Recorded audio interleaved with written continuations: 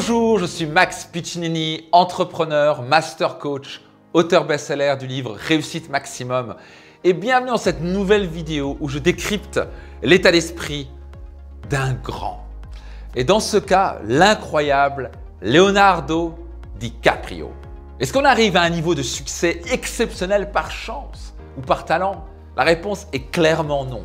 Ça fait 25 ans que j'étudie le potentiel humain, ça va de la neuroscience à la PNL, au développement personnel, tout ce qui a à voir, comment libérer son plein potentiel. Et il y a une chose qui est sûre, c'est que le talent c'est 5 à 10% et tout le reste, c'est développer le bon état d'esprit, les bonnes actions pour décupler, développer, maximiser ce talent. Donc comment Leonardo DiCaprio, alors qu'il y a des millions de personnes qui rêvent de devenir un acteur à succès, qu'est-ce qui fait que lui spécifiquement a réussi? C'est qu'il pense de manière bien spécifique et bien différente des autres. Moi, c'est ce qui me passionne depuis des années, donc rentrons dans le cerveau de Leonardo DiCaprio. Avant que nous démarrions, et si ce n'est pas encore fait, soyez certain de cliquer sur le bouton s'abonner, puis sur la petite cloche de notification pour recevoir gratuitement les prochaines vidéos de ma chaîne. Vous êtes prêts? Alors c'est parti pour la première clé de Leonardo DiCaprio. Do you remember the audition when you first met De Niro? That was, yeah, I mean, that was one of those incredible auditions that came around that I suppose every kid had been waiting for a long period of time, because it's just not that often that you get a starring role above Robert De Niro in this incredible, screenplay, and with, Ellen Barkin and Michael Caton Jones, and it was just, everyone was sort of fiending for this role. And I got down, I suppose, to the final five, and there was like a last sort of day. Toby was there, and I do remember thinking to myself, I got to do something. I got to do something to stand out. And in the audition, there was Art Linson, Michael Caton Jones. Art Linson was the producer, and De Niro. And I remember there was a mustard jar scene, and he had to jam a mustard jar in my eye repeatedly. It was an abuse scene. And the script sort of didn't call for it, but I got up and he said, "Now, is it empty? Is it empty?" And I got up and I screamed, "No!" Like completely unnecessary, but I screamed in his face, and I sat there, with my head, looking like a red tomato, and everyone started laughing at me in the entire room. De Niro, everybody was in hysterics, and I sat there frozen thinking, oh my God, I just screwed this entire opportunity up. And I just sat there frozen, and then, Bob, in traditional De Niro fashion, kind of just looked at me and went, it's good, it's good, it's good.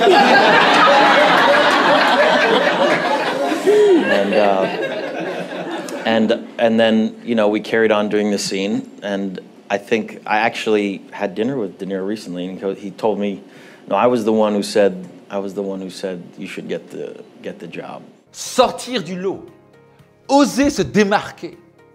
Si Leonardo DiCaprio n'avait pas tenté de se démarquer, on ne serait même pas qui il serait.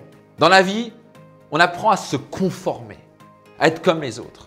Mais pourtant, pour réussir, le seul moyen, c'est de se démarquer, de faire les choses différemment, d'avoir le courage d'être soi-même, de faire les choses un petit peu risquées.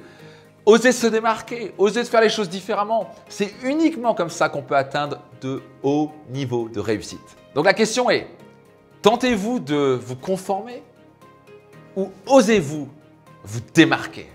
Pour ma part, pendant des années, j'ai tenté de me conformer et je me rendais compte que si j'avais la même couleur que tout le monde, personne n'allait me voir. Donc je me commençais à me dire, c'est quoi, il faut que je fasse les choses différemment.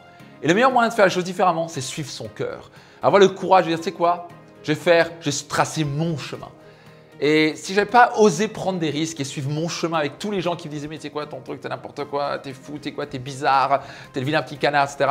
Donc vous ne pensez pas que si je n'avais pas osé me démarquer réellement, j'aurais été en mesure de remplir le Palais des Congrès de Paris pour la journée We Change avec 2500 leaders pendant une journée complète? C'est que j'ai dû me démarquer, prendre des risques, faire les choses différemment pour pouvoir arriver à un tel niveau de succès. Et il aurait été aussi impossible pour moi d'amener mon livre numéro 1 best-seller sur Amazon.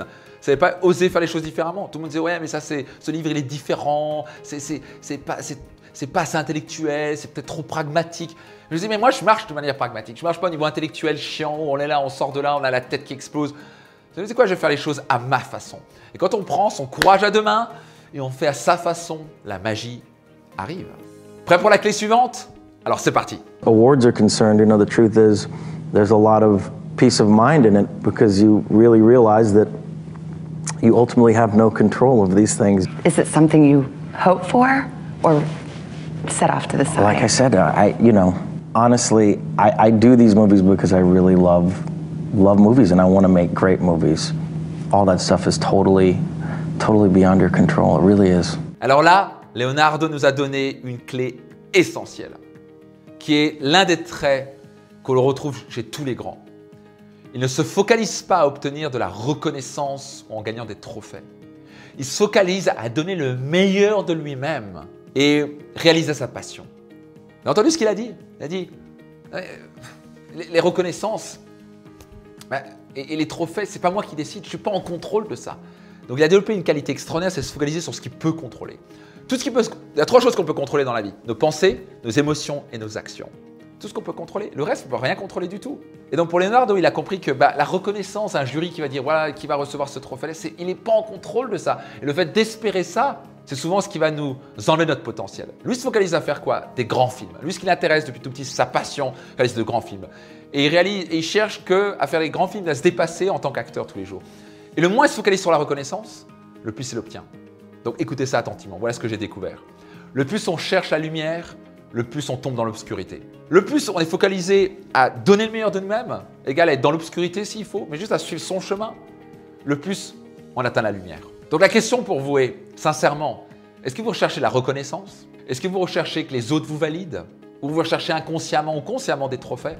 Ou êtes-vous focalisé à devenir la meilleure version de vous-même, à chercher à vous améliorer jour après jour et à donner le meilleur de vous-même chaque jour? Selon votre état d'esprit, cela va faire une énorme différence dans votre carrière et votre vie, croyez-moi. Maintenant, quel est le secret qui a amené Leonardo DiCaprio à devenir l'un des plus grands acteurs du monde? Vous êtes prêts? Voici le secret. Has acting turned out to be all that you wanted it to be? It's incredible. It's incredible. I never knew that I could do it as a career. I never knew. It was the first memory that I had. It's the first thing I can think of is saying, I want to be an actor to my parents. And if I hadn't lived in Los Angeles and been in such close proximity to sort of the mecca of movie making, if I didn't have parents that said, okay, we'll drive you to auditions, we didn't have the economic means to, move camp from Idaho to Los Angeles because some snotty 10-year-old kid says, I want to be an actor. We did it. And after school, I got to go on auditions, but it was always, and I've said this before, it felt like an elite group of people, and it felt like I would never belong to them.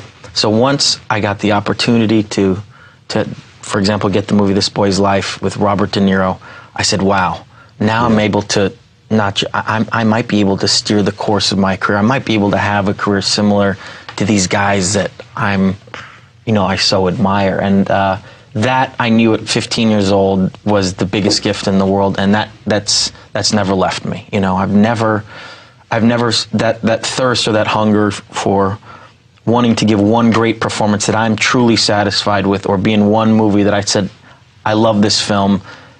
Is something that I don't know will ever be quenched. Vous l'avez compris, ne jamais se reposer sur ses lauriers. Toujours chercher à devenir meilleur. Ne pas vivre sur ses acquis. Et, entendu, la question était, à tel niveau, tu peux juste lâcher.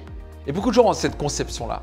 Voilà ce que j'ai découvert dans la vie. Si on n'est pas en train de croître, on est en train de mourir. Et Leonardo DiCaprio, alors qu'il est multimillionnaire, il pourrait dire, j'ai besoin de travailler. Il cherche encore à s'améliorer jour après jour. Ça, c'est le grand secret des grands. Ils cherchent constamment à s'améliorer. Ils poussent au niveau supérieur. Ils cherchent au niveau supérieur parce qu'ils savent que vivre sur l'acquis, c'est le début de la mort. Ils savent que le jour où ils lâchent en disant, c'est bon, j'ai assez bossé, ils sont déjà sur la phase descendante et ils sont déjà en train de mourir. Ne jamais cesser d'élever la barre. I never went to a formal acting. It was only until really The Aviator that I started working with Larry Moss, who, it was the first film that I had produced, that I had thought of. It was sort of my concept, and I felt like I needed to brush up on my technique. So that's when I really started doing formal training, and it was an amazing experience with him. I mean, it was more than learning how to be a better actor. He was a life coach. It was like, he's like, oh, the first day, he was like, all right, you wanna go over this stuff? I'm like, yeah, let's do it. And he's like, okay, you're Howard Hughes, you're in your plane, this is your cocoon, this is your sanctuary. Show me how you fly a plane. I'm like, well, I haven't really. He's like, come on, don't, basically sit in that chair and do it for me right now. I'm like, well, I haven't quite prepared. He's like, don't you pull that shit with me. He's like, you get in that goddamn cockpit right now and you show me who the hell Howard Hughes is. You do it in front of me right now. I'm like, okay, shit. I mean, and from there we started working on breaking down this script in a way that I'd never had before. I have to say I'm impressed because most people, don't get an Oscar nomination and have like many hit films behind them and then choose to go see an acting coach. I think everyone can always, brush up on their technique. It is, what we do is it takes a lot of research. If you really want to inhabit a role, it takes a lot of work and training, and I think it's incredibly important to constantly, no matter how successful you are, it's incredibly important. Waouh! Imaginez-vous, Leonardo DiCaprio, qui va faire le film L'Aviator, et qui a l'humilité de se dire, je sens que j'ai besoin d'améliorer un petit peu mes compétences d'acteur. Avoir l'humilité de dire ça et dire c'est quoi? Et quand elle a dit, mais pourtant tu es au top, elle a dit, oui, mais on peut toujours améliorer, on peut toujours s'améliorer. Et donc il a pris un coach. Ce que j'ai découvert aussi, moi j'ai grandi parce que j'ai eu des coachs et des mentors. Et avoir l'humilité d'avoir un coach qui lui dit, quoi, tu vas te mettre à l'avion et tu vas jouer l'Aviator, et avoir un coach qui le pousse à devenir meilleur, à travailler ces petites choses, et ce qui l'a amené à un Oscar pour avoir joué une sorte de psychopathe allumé, génie, qui a permis à l'humanité de faire un vol transatlantique. Et il faut jouer ce personnage extrêmement compliqué. Mais il l'a eu parce qu'il y a eu quelqu'un qui le poussait au niveau supérieur. Donc aussi avoir une des grandes clés des grands, c'est être capable de toujours rester humble et de chercher du support autour de soi, des coachs, des mentors, permettre de pousser au niveau supérieur, d'améliorer au niveau supérieur. Des grandes personnes comme Tiger Woods ont 3 coachs. Céline Dion a un coach, une coach de voix, pardon, elle est québécoise. Moi j'ai des coachs. Et je suis coach maintenant aussi. Mais c'est une des grandes clés, c'est que dès qu'on se dit c'est bon, je suis arrivé au numéro 1, vous êtes déjà en train de descendre. Donc, cherchez des coachs, cherchez du support, restez humble, cherchez toujours à progresser. Et au passage, c'est ce qui m'a amené de partir de zéro, littéralement zéro, moins zéro, à devenir millionnaire avant l'âge de 30 ans. Et maintenant, pouvoir impacter la vie de dizaines de milliers de personnes à travers le monde chaque année. Donc, moi, je suis le premier à ne jurer que par le coaching. Donc, c'est pas, vous voulez progresser au niveau de votre sport ou de votre physique, prenez un coach. Vous voulez développer au niveau de business, prenez un coach.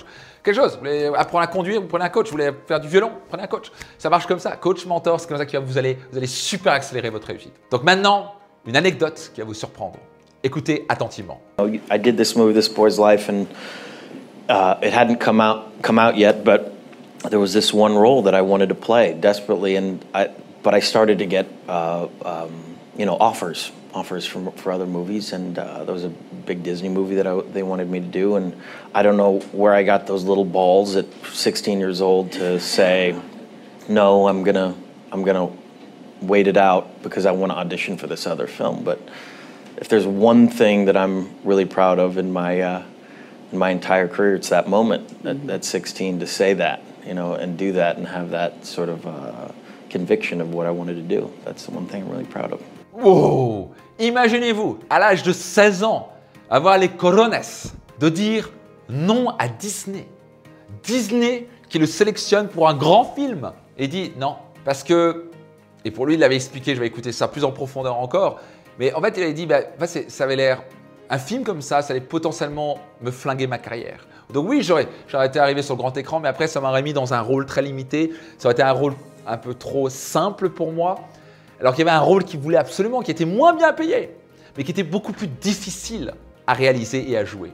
Et il a toujours choisi la voie de la difficulté. Parce que non seulement il était moins excité de faire le film de Disney, il était beaucoup plus excité de faire l'autre film parce que c'était beaucoup plus difficile, beaucoup plus de challenge. La plupart du temps, on cherche la facilité, pas vrai. Et on se dit, oh, il y a le grand qui va me... Et c'est souvent le gouffre. Nombre de gens qui ont pris cette voie-là, qui cherchent la facilité, qui cherchent tout de suite le chemin le plus rapide et facile, et hop, on les entend plus. C'est les succès qui durent une semaine. C'est les hits, pas vrai, qu'on entend pendant l'été et puis après on les entend plus le reste de notre vie.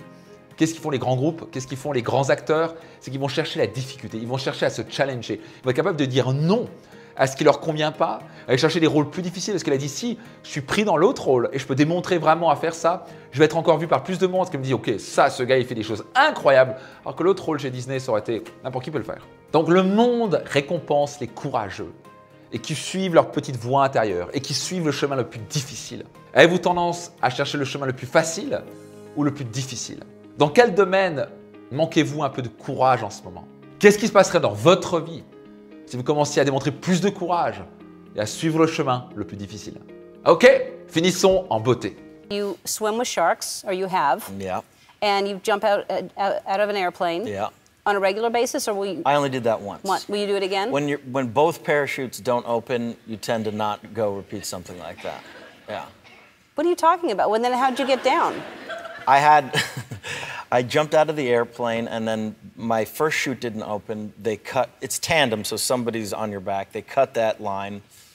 We started free falling towards Earth, and that's when you get the 8x10 glossies of your whole life flashing before your eyes. And then the second one was tangled as well, and I saw my friends sort of popping off with their parachutes, and I'm still plummeting towards planet Earth. And then that was tangled for about a good, 20, 30 seconds, and then he untangled it, and then he told me, oh, you're probably gonna break your legs now because we're going too fast. So it was one of the worst experiences of my life, and I'll never do it again. And did you break your legs? I did not break my legs. Wow, so he's whispering in your ear, or yelling in your ear. Screaming. You're gonna break your legs. You're gonna break your legs. What? I can't hear you! Wow, that's just horrible. So what's the scariest thing you've ever done? I was on a plane to Russia, and the engine exploded. I was looking out the window, and the entire engine just turned into a fireball. It was right after Sully had that incident happen to him where the geese flew into both engines. Right, and he landed on the river? This happened in one of the engines, and I was the only person there that seemed to see this, but it was a flaming fireball, and it was all Russian passengers, and I kind of felt like I'd already died and gone to heaven because no one said anything. And I was screaming at the top of my lungs saying, what the hell is going on here? And these people just kind of looked back to me, and the stewardess came out and said, we seem to have a slight problem here. And the Russian guy finally said, what is the problem?